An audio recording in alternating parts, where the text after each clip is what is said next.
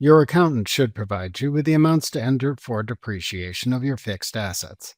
They should at least double check your depreciation entries.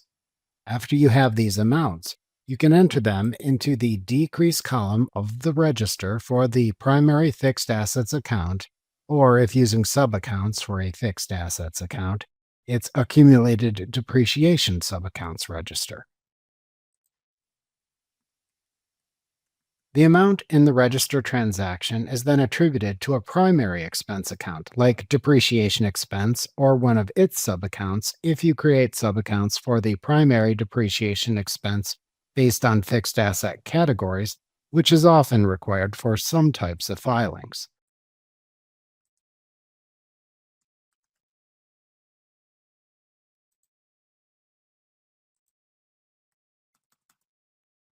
Alternatively, you can also record fixed asset depreciation using the journal entry window versus using the account registers if desired.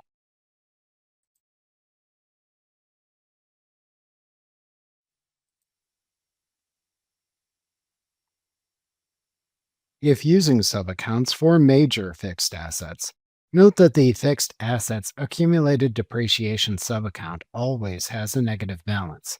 This is because it is a contra account, which means it tracks the loss of value to the primary fixed asset, which is its parent account. Remember to click the subscribe button to see more of our videos.